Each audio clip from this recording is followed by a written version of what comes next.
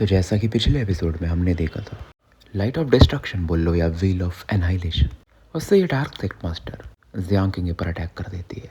अब आगे तो ये जो ब्लैक व्हील ऑफ एनहाइलेशन था, एक खतरनाक अटैक था, और जैसे ही प्रकट होता है मानो आसपास का स्पेस जो था वो अंधकार से भर जाता है। और इस पावर को फील करके जो भी लोग थे डिवाइन कॉन्टिनेंट के, वो काफ़ी एक पेन फील कर रहे थे, सिवाय जियांग किंग के, क्योंकि उसे पता था कि अगर ये wheel the so great divine continent पर गिरा तो जो भी चीज़ें हैं सब चीज़ खत्म हो जाएंगी। और ये इसे रेजिस्ट भी कर सकती थी क्योंकि ये भी फेक 10th ग्रेड के लेवल पे है। और इस समय किंगे का जो डिवाइन लाइट ऑफ हार्ट था वो बहुत तेज़ी से चमकता है और होली फ्लेम्स चारों तरफ फैलने लगते हैं। और इतने ज़्यादा फ्लेम फैलते हैं ना कि बीच में एक लोटस बन जाता है फ्लेम का, जिसके ऊपर मानो ये बंदी खड़ी थी। तो फिलहाल इसकी हो रहा और वो एनहाइलेशन की हो रहा एक दूसरे से टकराते हैं। और जब टकराते हैं तो ये मानो जो पूरा स्पेस था ना वो ब्लैक और वाइट वर्ल्ड में बट गया हो। और इसके बीच में अगर कोई घुसे, जैसे कि हेवनली किंग लेवल का एक्सपर्ट, तो वो भी ऐसा फील कर सकता था कि उसके स्टेटस चले जाएंगे। और देखो जो एनहाइलेशन लाइट थी उसकी जो ऑरा थी ना, धीरे धीरे गोल्डन लोटस ऑफ लाइट तक पहुंच जाती है उसकी पंखुड़ियों तक।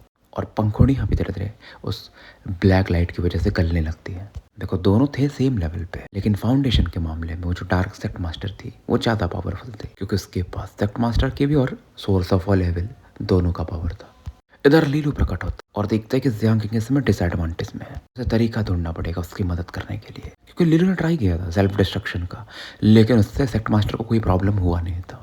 तो ये दिखाता था कि वो बंदी कितनी पावरफुल है। अब लीलू उस दौरान जियान टियांग वांग की तरफ देखता है और बाकी हेवनली किंग की तरफ, और कहता है मुझे आप अपना पावर भेजो, सभी लोग जितने भी हेवनली किंग से। फिर से ही अपने मेरियाड फॉर्म विल्स को एक्टिवेट करता है। 10 जो इसके इंस्क्रिप्शन थे सब चमक रहे थे। अब लीलो ने एक्सप्लेन नहीं करना चाहता था क्योंकि समय भी नहीं था। तो किंग जियांग जैसे ऑर्डर देते हैं सभी लोग लीलू को पावर भेजने लगते हैं। और जब इतना सारा पावर मिलता है लीलू को ना, तो इसको लगता है इसका मेरियाड फॉर्म ऑफ विल्स जो है वो एक्सप्लोड कर जाएगा और इवन उसमें क्रैक्स आने लगते हैं। लीलू जो कि समय सेलेस्टियल ड्रैगन फॉर्म में था पलट जाता है, मतलब बन जाता है, क्योंकि ह्यूमन फॉर्म में आप इतनी एनर्जी वो वैसे भी नहीं झेल पाओगे। और लीलू उस पावर को कैसे भी झेलता है और अपने 12 रेजोनेंस के रूप में उसको कन्वर्ट करके आगे भेज देता है। और उसके बाद उसको लगता है शायद ये काफ़ी नहीं होगा, तो फिर से मेरे फॉर्म विल्स को, क्योंकि पावर बहुत सारा था जो उन लोगों से आ रहा था। और उस तरफ बढ़ के पहले वो जो ब्लैक और वाइट एनर्जी था, क्योंकि आप उसे रजिस्ट भी नहीं कर सकते थे जहाँ पर जियांग किंग ये बैटल कर रही थी, लेकिन फिलहाल इसका पावर था। तो यहाँ पर जाकर के जब ये खुद को डिस्ट्रक्ट करता है तो उस पावर को फील करके किंग जियांग भी हैरान थे, क्योंकि वो पावर उन्हें भी खतरा फील करवा रहा था। उन्हें भी लगता है शायद ये चीज़ जियांग किंग को हेल्प कर पाए उससे बैटल करने में। डार्क सेक्ट मास्टर भी इसकी तारीफ करती है कि तुम काफी कल्पनाशील इंसान हो और कुछ खतरनाक और वाले 10-12 हाथ मानो ये उस तरफ लीलू जहाँ पर था फेंक के मारती है। और बेसिकली वो जो थे वो ग्रेट डीमंस थे डार्क वर्ल्ड के, क्योंकि उन्हें डार्क सेक्ट मास्टर कंट्रोल कर सकती थी, तो पपेट की तरह इस्तेमाल कर रही थी। और हंसने की जो आवाज़ आती डार्क सेक्ट मास्टर की वो ली लिंग सिंह के जैसे ही थी, क्योंकि ली लिंग सिंह के ये बॉडी में थी। और फिर कहती तुम्हें पता है मैं भी सेल्फ डिस्ट्रक्ट मोड खेल सकती हूँ। किसी को नहीं लगा था कि यार डार्किंग इतनी खतरनाक हो गई है। डार्क सेक्ट मास्टर उनको सीधा भाई वो भी सोच रहा हूँ डिवाइन फ्रूट स्टेटस वालों को भी फेंक दिया था इधर। तो लीलू का जो पूरा डिस्ट्रक्शन पावर वो उन डार्क वर्ल्ड के लोगों से टकराता है और अटैक इतना पावरफुल था ना कि ये जो ब्लैक और वाइट रियल्म बन गया था उसमें भी क्रैक्स आने लगते हैं। धीरे धीरे वो शॉक वेव की ओर शांत हो जाती है। लीलू फिर से प्रकट होता है, वह पहले तो गायब हो जाता है, मतलब लीलू की बॉडी।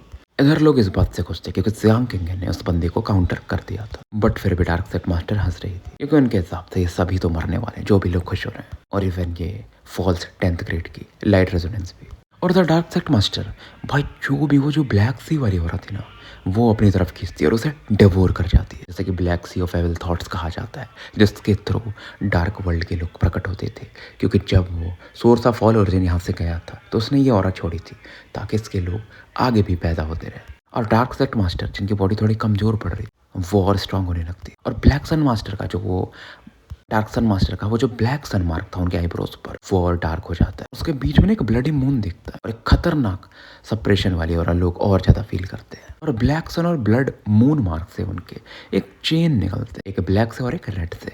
चेन्स इतने पावरफुल थे कि मानो एक वर्ल्ड को स्वॉलो कर सकते हैं, वैसा फील होता है। जियांग किंग का भी एक्सप्रेशन बदलता है। जियांग किंग जो गोल्डन लोटस ऑफ लाइट से प्रोटेक्ट कर रही थी लोगों को और खुद को, ये जब चेन्स पड़ते हैं तो उसमें भी छेद करने लगते हैं। चाहे वो कितना भी कोशिश करती ना, ये जो चेन्स थे भाई इसके पावर को डिवोर करने लगते हैं। इसका जो गोल्डन लोटस ऑफ लाइट था वो डिम होने लगता है, पंखुड़ियां बहुत जल्दी सूखने लगती है और इजीली वो डिसॉल्व कर देती है उसको। जियांग किंग इस दौरान पीछे हटती है, लेकिन तभी ये इसके आसपास का स्पेस कोलैप्स कर जाता है और वो चेन्स जो थे सीधा इसको पकड़ लेते हैं, सांप के समान लपेटने लगते हैं। और जो चेन्स है ना उसमें वो जो कुछ नुकीले कांटे रहते हैं वो जियांग किंग के पावर ऑफ लाइट को उसकी बॉडी से डिवोर करने लगते हैं। इधर लीलू फाइनली जैसे जहाँ पर कट होता है वहाँ डार्क सेक्ट मास्टर की नजरें जाती है और इधर वो लीलू की तरफ बढ़ती है। जियांग चिल्लाते हैं कि रोको इसे। वो लीलू का मिरियाड सीड लेना चाहती है। किंग जियांग और बाकी लोग अटैक करते हैं, लेकिन ये डार्क सेक्ट मास्टर अपने हाथों को ना हवा में लहरा देती है। गोल्डन ट्री पियर बना के जो अटैक कर रहे थे उसे तुरंत डिसॉल्व कर देती है, क्योंकि उसे कंट्रोल कर रहे थे जियांग टियांगवा। उनका एक हाथ भी मानो कट जाता है, फिर भी वो बैटल करने को तैयार थे, क्योंकि उन्हें पता था कि अगर मेरे हार्ट सीड मिल गया तो फिर क्या होगा। बहुत सारे बंदे और ट्राई करते, लेकिन कोई किसी काम का नहीं था। एब्सोल्यूट पावर के सामने किसका ही चलता है। वो लीलू की तरफ बहुत तेजी से बढ़ रही थी। अब सिचुएशन काफी डेस्परेट था और लीलू के समय रेजोनेंट पैलेस बहुत तेजी से चमक रहे थे। चारों पोजीशंस और ज्यादा ब्राइट हो जाते हैं और उसकी बॉडी में बहुत तेजी से एनर्जी अपने आप जो हेवेंस और अर्थ की होती है वो बढ़ते जा रही थी।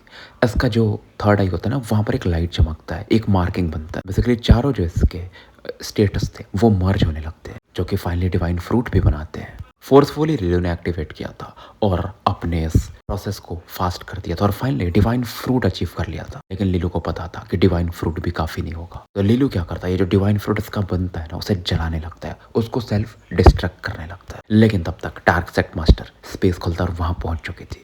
जैसे ही पहुंचते हैं डिवाइन फ्रूट लीलू का फट जाता है और ये सोचती है अरे बंदा खतरनाक है, इतना जल्दी डिवाइन फ्रूट बना लिया। तभी तो ये मिरियाड फॉर्म को उसके पीक पर ले जा पाया। लीलू की बॉडी एक्सप्लोड हो ही रही थी, लेकिन इस दौरान इसके हाथ पड़ते और सीधा उसके चेस्ट में जाते हैं। एकदम फ्रीज हो जाता है, क्योंकि ये समझ रहा थी क्या कर रही है। ये सीधा इसके मिरियाड फॉर्म्स को बाहर निकाल रही है। जैसे इसके हाथ जाते हैं ना लीलू के एक एक करके पैलेस कोलैप्स करने लगते हैं। जिन एफिनिटीज को यानी जिन रेजोनेंसेस को इसने इतनी मेहनत से बनाया था धीरे धीरे उनका लेवल करने लगता है। लीलू काफी दर्द में था। फाइनली ये डार्क सेक्ट मास्टर जिनके खूनी हाथ थे लीलू के बॉडी से बाहर खींच लेती है और डार्क सेक्ट मास्टर के हाथों में एक सीड था जो कि नॉर्मल दिख रहा था, लेकिन लीलू के साथ इसकी एक अलग फैमिलियरिटी थी। ये था myriad forms of seed. Dark sect master काफी सेटिस्फाइड थे और लीलू से कहती है थैंक यू, तुम्हारा मिशन कंप्लीट हुआ, अब तुम मर सकते हो। लीलू की तरफ ही अपने हाथ को फिर बढ़ा देती। लीलू की बॉडी जो थी ना खोपड़ी के नीचे पूरा एकदम मिट्टी में बदल जाती है एक अटैक से। खून भी नहीं बहता, इतना पावरफुल अटैक था। खोपड़ी नीचे गिर रहा था। डार्क सेक्ट मास्टर हैरान थी लीलू के सर की तरफ देखती सरप्राइज होके, क्योंकि इनका क्या इरादा था कि लीलू को पूरी तरह से खत्म कर देना है ना। अटैक भी वैसा क्या, जैसा ही इनके अटैक ना लीलू के सर को टच करने वाला था, लीलू का खोपड़ी मानो अपने आप मूव करता है। इनको लगता है इसके बॉडी में अपने आप इंस्टिंक्टिव रिएक्शंस हो रहे हैं। जैसा कि आपको पता होगा मैंने गोकू को दिया था अल्ट्रा इंस्टिंक्ट, मतलब आपकी बॉडी बिना आपके सोचे मूव करती है। बस वही पावर मैंने आज लीलू को भी उठा के दे दिया था। और ये बंदी यानी डार्क सेक्ट मास्टर अपने हाथों को भी सरप्राइज होकर देख रही थी। फिर से ये लीलू की तरफ ट्राई करने वाली थी कि इसको पूरी तरह से खत्म कर दिया जाए ताकि वो रिसरेक्ट हो ना पाए। लीलू खतरनाक रूप से इंजर्ड था, लेकिन डार्क सेक्ट मास्टर को गुस्सा आता है, काफी कोल्ड हो जाती है। जिसे मैं मारना चाहती हूँ उसे कोई बचा नहीं सकता, और एक ब्लैक लाइट यानी कि निर्वाणा वाला पावर का लाइट लीलू की तरफ भेज देती है। और बहुत सारे हेवनली किंग्स, हेवनली एम्परर्स बोल लेता हूँ क्योंकि बहुत लोगों को इससे प्रॉब्लम हो रही थी, तो बहुत सारे हेवनली एम्परर्स ट्राई करते हैं इनको रोकने का, लेकिन काम के कोई थे नहीं है क्योंकि पावर लेवल बहुत नीचे था। लीलू का खोपड़ी जो कि बस हवा में से नीचे गिर रहा था, उसकी तरफ ये ब्लैक लाइट पड़ता है। इस समय सबसे वीकेस्ट बोल सकते हो लीलू को। ऐसा लगता है कि शायद अब तो जिंदगी खत्म है भाई, लेकिन तब यहाँ पर एक ना फिनिक्स जैसी आवाज आती है। गाइस पावर बहुत तेजी से फैलता है और लीलू देखता है वो लुकेंगियर थे, लेकिन वो एक फैमिलियर फ्लक्चुएशन फील करता है इस फिनिक्स से। वो अपने ओरिजिन सीड को जला रही थी। लीलू की आंखें और लाल हो जाती। लीलू चिल्लाता है क्या कर रही हो ये। लुकेंगियर इस समय कोल्ड नहीं थी, लीलू की तरफ देखती है, उसके अंदर एक अलग भावना थी, वही इंटेलिजेंस जो वो पहले शो करती थी लीलू को। वो कॉलेज के दिनों में थे, बट कुछ बोलती नहीं। आइस फ्लेम चलता है क्योंकि अपनी बॉडी को जला रही थी, सेल्फ सेक्रीफाइस कर रही थी। और एक तो एनाइलेशन पावर था यार, समझ रहे हो, 10th ग्रेड का फेक ही 10th ग्रेड था, तो ये भी बहुत तेजी से पिघलने लगती है, लेकिन बॉडी को भी सेक्रीफाइस कर देती है, तो इस पावर को झेल जाती है। मतलब इस लीलू तक ये पावर नहीं पहुंच पाता है, काउंटर कर देती है। लीलू को थोड़ा सा समय दे देती है। दूर में सेंट्रल प्लेन्स में लू सुई और यू होंगजी खड़े थे। उनकी आंखें लाल हो जाती है क्योंकि उनकी बेटी उनके सामने जा रही थी और वो कुछ नहीं कर सकते थे, और उनको भी समझ में आ रहा था कि भाई क्या ही कर सकते थे। इधर डार्क सेक्ट मास्टर लोग देते लीलू के खोपड़ी की तरफ देख कर गए, तुम्हें सच में नहीं मारा जा सकता, क्योंकि ये बंदी बहुत गुस्से में आ चुकी थी कि बार बार लीलू को ट्राई कर रही है मारने का, बार बार वो बच रहा है। तो गाइस मैं अपने फ्रेंड के घर आया हूँ, इसलिए वीडियोस बनाना मुश्किल है और अभी फर्स्ट जैन का टाइम आ रहा है, तो मैं ट्रैवल भी कर रहा हूँ। तो मैं नोटिफाई नहीं कर पाऊंगा कि किस दिन वीडियो आएगा किस दिन नहीं आएगा। हाँ, लेकिन 2 या 3 जैन से डेली वीडियोज़ आएंगे। बीच में मैं ट्राई करूँगा कि टाइम निकाल करके ये सीरीज़ यहाँ पर ख़त्म कर दूँ इस साल तक। तो आगे बढ़ते हैं। और ये बोलती है फिर से कि देखते कितने लोग और कब तक तुम्हें बचाते हैं। अपने हाथ को आगे बढ़ाती, ब्लैक लाइट उसमें से बाहर निकल रहा था, वही फिर निर्वाणा रेजोनेंस वाला पावर। और जब हाथ को आगे बढ़ाती ना, स्पेस भी कोलैप्स कर रहे थे। पहले से भी ज़्यादा पावरफुल अटैक इसने किया था, लेकिन इस समय लीलू को बचाने कोई नहीं आ पाता है। और लीलू इस समय अब मरने का ना एक सही सीन जो होता है ना, लोग जो समझ जाते कि अब तो मरने ही वाला हूँ, वैसा खतरा फील करते हैं। लीलू भी अपने आखिरी पावर को रिलीज करने वाला था इस डेस्परेट बैटल में, लेकिन तभी यहाँ पर एक होली लोटस प्रकट होता है और जियांग किंगे आ जाती है। लेकिन लीलू हैरान था जियांग किंगे को देखकर, क्योंकि इस पावर में ना डार्क और एविल एंशिएंट डेविल पावर ये फील करता है, देखता है। और जियांग किंगे की बॉडी में सबसे हैरानी की बात वो थी, पहले लीलू को क्या लगता है कि वो जो डिवाइन डीमन लॉ से उस डार्क सेक्ट मास्टर ने जियांग किंगे की बॉडी को और शोल को सील किया था और वो पावर लाइट पावर को डेवोर कर रहा था, तो शायद ये हुआ होगा। जियांग किंगे के बाल जो कि नॉर्मली बंधे रहते हैं, समय खुले हुए थे और वो लीलू की तरफ देख रही थी, क्योंकि उस समय जब उसने देखा था ना लीलू को, उसकी बॉडी अलग हो चुकी थी, नीचे की बॉडी तो गायब ही हो चुकी थी। तो वैसे भी इस बंदे का दिल दहल चुका था, काफ़ी अंदर से एकदम स्ट्रगल कर रही थी, डरी हुई थी। और लीलू बोलती है, ये उसकी आंखें भी ना थोड़ी ब्लैकिश दिख रही, खास करके दाएं आंख में धीरे धीरे वो डार्कनेस गहरा हो रहा था। मैंने इसके जो 12 पंख है ना पीछे में, आधे जो थे वो डार्कनेस से भर चुके थे, मानो गॉड्स और डीमंस एक ही बॉडी में एग्जिस्ट कर रहा हूँ। इसकी वजह से जियांग किंग उस सील को तोड़ पाई थी और यहाँ पर लीलू की मदद कर पाई थी। लोग हैरान थे, खास करके पावरफुल लोग जैसे कि जियांग टियानवांग, क्योंकि ये सोर्स ऑफ ऑल लेवल का पावर था। इवन डार्क सेक्ट मास्टर भी हैरान थी। फिर वो बोलती, मैंने उस समय सेंस किया था कि सोर्स ऑफ ऑल लेवल ने अपनी बॉडी से कुछ पावर भेजा था, मैं उसे लोकेट नहीं कर पाई थी कि वो पावर कहाँ गया। मुझे लगा वो मर गया तो वो पावर भी उसके साथ ख़त्म हो गया होगा, कहीं भी होगा तो, लेकिन नहीं। तो उसने इतना खतरनाक चाल चला था, उसने लाइट के अंदर में डार्कनेस को छिपा के रखा था। और ये डार्क पावर तभी रिलीज हो सकता था जब आपके नेगेटिव इमोशंस एकदम पीक पर हो। तो उन दोनों लोगों ने सही में मरते मरते भी कुछ छोड़ के गए थे, जैसे कि जियांग किंग लाइट थी और उसके अंदर ही dark power source of all evil ने छोड़ा था। फिर भी ये जो डार्क सेट मास्टर थी वो हंस रही कि तुम भी तो मेरे जैसे ही बन गई, फिर जो कि गॉड ऑफ लाइट ह्यूमैनिटी को प्रोटेक्ट करती है, अब वो डार्क पावर भी दिख रहा है। मेरे हिसाब से तुम्हें मेरे साथ ज्वाइन हो जाना चाहिए। जियांग टियानवांग वगैरह और बाकी लोग देख रहे थे, क्योंकि जियांग किंग की आंखें अब पहले जैसे प्योर नहीं दिख रही थी। दिख रहा था कि उसके अंदर जो एविल पावर है कहीं ना कहीं से इरोड कर रहा है, क्योंकि कभी भी ऐसा होता ही नहीं था ना कि जियांग किंग नेगेटिव इमोशंस दिखा दे पास्ट में। और उसके नसें भी ना ब्लैकिश दिख रही थी। लीलू काफी चिंतित था, और जैसे वो बोलता है चिंतित होकर ना, जियांग किंग के दिल से एक आवाज उठती है। धीरे धीरे जो ब्लैक रेस दिख रहे थे इसके नसों पे, वो गायब होने लगते हैं और लाइट पावर ज्यादा तेजी से चमकने लगता है। फिलहाल जियांग किंग अपनी लाइट पावर को यूज करती है और लीलू की बॉडी ग्रो करने लगती है, पुराने स्टेट में आ जाती है। लीलू की बॉडी तो बन जाती है, लेकिन लीलू काफ़ी वीक फील कर रहा था, क्योंकि इसका मेरियार्ड सीड जा चुका था। हालांकि जियांग टियानवांग और बाकी लोग थोड़ा चैन की सांस लेते हैं, क्योंकि उन्हें पहले क्या लगा था कि भाई जियांग किंग भी अब एविल में बदल रही है, लेकिन वैसा नहीं था। डार्क सेक्ट मास्टर इस दौरान जियांग किंग को बोलती है कि तुमने फिर से गलत चॉइस ले लिया, लेकिन जियांग किंग इस दौरान अपने होली फिनिक्स अम्ब्रेला को निकालती है और डार्क सेक्ट मास्टर की तरफ फोकस करती है। तो मैं जियांग किंग की जो पावर थी, प्रेशर था, बहुत बढ़ चुका था। लेकिन फिर भी डार्क सेक्ट मास्टर बोलती है कि तुम्हारे पास वो थोड़ा सा पावर है सोर्स ऑफ ऑल लेवल का अभी भी, लेकिन तुम कुछ कर पाओगे, तुम्हें ऐसा लगता है चीजें बदल पाओगी, असंभव है। और मेरे पास तो अब मेरे यार्ड सीट भी आ चुका है, और मेरे यार्ड सीट को ही निकालती है और सीधा मुंह में निकल जाती है। अब तुम लोगों का वैसे भी स्टेटस पावर खत्म हो चुका है, तो मैं अपने प्लान को शुरू करती हूँ। फिलहाल ही अपने ब्लैक सन और ब्लडी मून के पावर को यूज करती है और ये ऑरा स्पेस में एक्सपैंड होने लगती है। ब्लैक सन मानो एंडलेस लाइट के समान था, ब्लैक लाइट के समान। ब्लड मून उसके सेंटर में था और डार्क सेक्ट मास्टर कहती कि अब इस दुनिया के जो केओस है उसको मैं अंत कर दूंगी उनका। उस दौरान इसकी जो फिजिकल बॉडी थी ना डार्क सेक्ट मास्टर की, वो छोटी होने लगती है।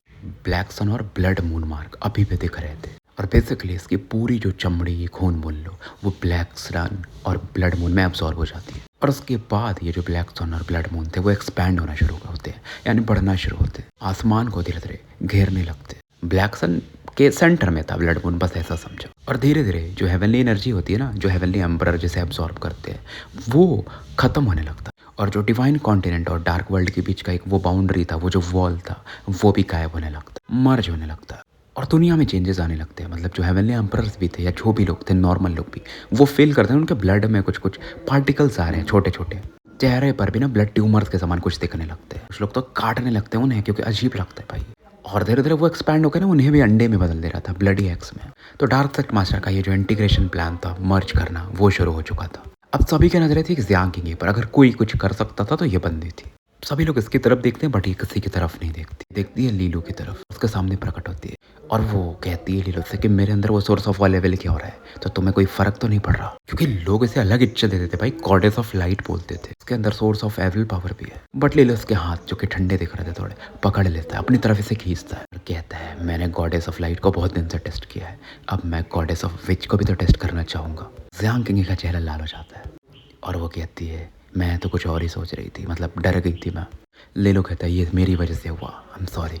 और लीलू फील कर रहा था धीरे धीरे उसका पावर नीचे गिर रहा था। लू किंग को सामने मरते हुए उसने देखा तो वो कुछ कर नहीं पाया था। लीलू बोलता है यार मैं सही में काम का नहीं हूँ। जियांग किंग से समझाती है अगर तुम काम की नहीं तो बाकी लोग कौन से हैं, इसमें तुम्हारी कोई गलती नहीं है और किसी की कोई गलती नहीं है। इस दौरान वो बोलती तुम्हें पता है जब मेरे अंदर वो सोर्स ऑफ ऑल लेवल का पावर जगा और लाइट का पावर इंटरसेक्ट कर रहे थे एक दूसरे को, तो मैंने क्या सुना? उसमें से एक आवाज आ रही थी कि लीलू तुम इस दुनिया की आखिरी उम्मीद हो, मैं बस तुम्हारी प्रोटेक्टर हूँ। लीलू चौंक जाता है, अब मैं क्या कर सकता हूँ भाई, मेरे आर्ट फॉर्म तीर जा चुका है, मैं कैसे बचाऊंगा दुनिया को? जियांग किंग ऐसे बोलते लीलू तुम सेक्ट रूइंस में जाओ, शायद तुम्हें तुम्हारे सवाल का जवाब वहीं मिलेगा। लीलू बोलता है सेक्ट रूइंस कैसे जाऊंगा, अभी तो समय भी नहीं है। सेक्ट रूइंस वहीं पे जहाँ पे ली टैग्स और टान टाइलान गए थे, उन्हें वो मेरी आर्ट सीट मिला था। बट जियांग किंग बोलती नहीं हमारे पास अभी भी समय है, मैं तुम्हारे लिए 10 साल निकाल सकती हूँ। 10 साल बाद वो सेक्ट मास्टर एंड परफेक्शन पे होगी, यानी कि ट्रू 10th ग्रेड रियल्म पर, तब फिर उसे कोई नहीं रोक सकता। अगर तुम नहीं रोक पाओगे तो हमारी आखिरी उम्मीद तुम ही हो। लीलू एकदम कस के पकड़ लेता जियांग किंग को और एक भारी आवाज में कहता है मैं ये नहीं चाहता हूँ कि तुम मुझे लाइफ लॉन्ग प्रोटेक्ट करो,